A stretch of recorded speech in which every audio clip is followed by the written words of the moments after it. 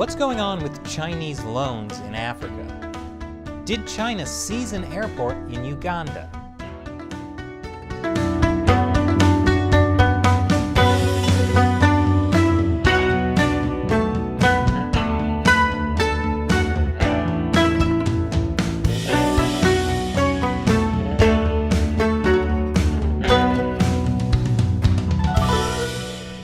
Welcome to China Uncensored. I'm Chris Chappell.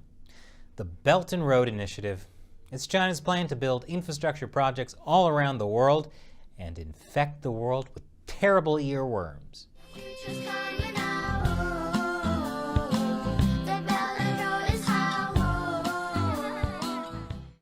Yes, I did have to play that.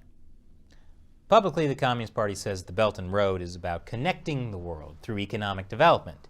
But in reality, it's their plan for global economic colonialism. Go around the world to poor developing countries and give them huge loans they can't pay back. Meanwhile, the infrastructure they build often has, well, let's call it made in China quality. And last week, reports came out that Uganda failed to make good on one of the loans it got from China, and so China seized its airport. But now, both Uganda and China are saying that's not true. Apparently, the confusion happened because Uganda sent a delegation to China to renegotiate part of the loan agreement. The Ugandan government wanted to renegotiate things like whether they could spend certain money without approval from Beijing. And China refused to renegotiate. But Uganda hasn't defaulted on the loan, at least not yet. A government spokesperson said the Ugandan government has no intention of defaulting on loan repayments to China. Well, no one plans on defaulting on a loan, but it happens. So what will happen to the airport if Uganda can't pay China back? No one seems to be answering that. The Chinese embassy in Uganda issued a statement saying the loan was signed voluntarily through dialogue and negotiation on equal footing without any hidden terms or political conditions attached. Which is a super suspicious response to the question, will you seize control of the airport? The loan was voluntarily signed. Right. Uganda currently owes China $1.6 billion in loans, which is about 4% of Uganda's total GDP.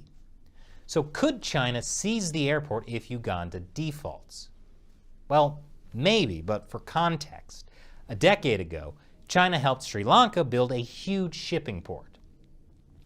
But by 2017, Sri Lanka was struggling to pay interest on its foreign debt, and the port just wasn't doing as much for the economy as they'd hoped.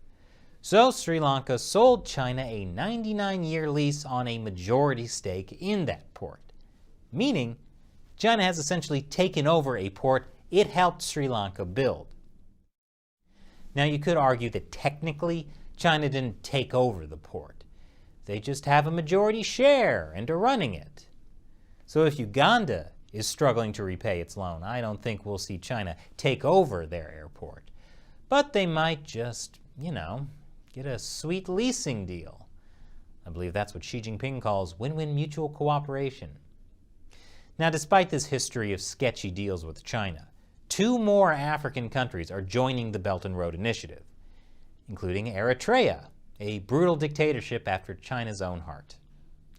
Nevertheless, anti-Chinese sentiment might be on the rise in Africa, including in another lovely dictatorship, the Democratic Republic of Congo.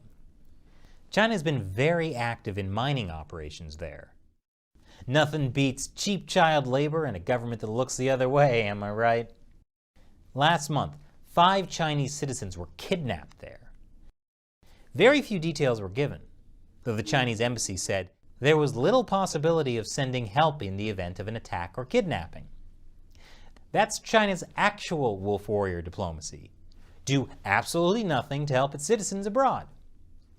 Now China is flat out asking all Chinese citizens in the eastern part of the DR Congo to leave.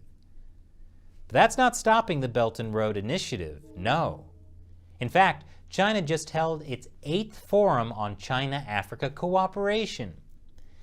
Xi Jinping promised to send 1 billion doses of COVID vaccines to Africa.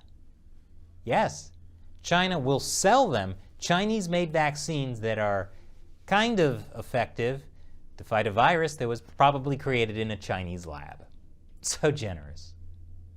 And meanwhile, Xi Jinping even called China's relationship with African countries a partnership of equals. Presumably a partnership where all countries are equal, but some countries are more equal than others. And now it's time for me to answer a question from you, a fan who supports China Uncensored on Patreon or Locals. Kirsten Dress on Patreon asks, China seems to steadily push the boundaries on violating Taiwanese airspace. At what point will the world, especially NATO, accept retaliation, or is this slow but steady invasion of Taiwan never going to be sudden enough for today's attention span? Great question, Kirsten. China has not technically crossed into Taiwan's airspace, as in the airspace directly over the country, but it is slowly pushing further and further into Taiwan's air defense identification zone, which they didn't used to cross. When that happens, Taiwan's Air Force scrambles its planes and tells the Chinese planes to leave. And so far they have. But if Taiwan shoots a plane down, then it's Taiwan's fault for starting a war. At least that's what the Communist Party hopes for. But if Taiwan just lets Chinese planes encroach, then the party will gradually be able to claim Taiwan, which is also what the Communist Party hopes for. But rather than wait for a slow and steady invasion, there are lots of things NATO countries can do. Like, each time China encroaches on Taiwan's air defense identification zone, countries should push back. But in a non-war way, like by stationing additional troops in Taiwan, or sending high-level officials to visit Taiwan. The Chinese regime will get the hint.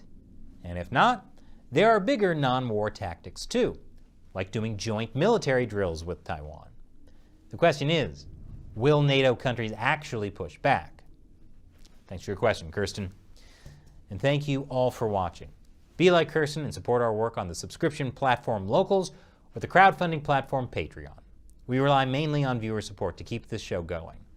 Once again, I'm Chris Chappell. Thanks for watching China Uncensored.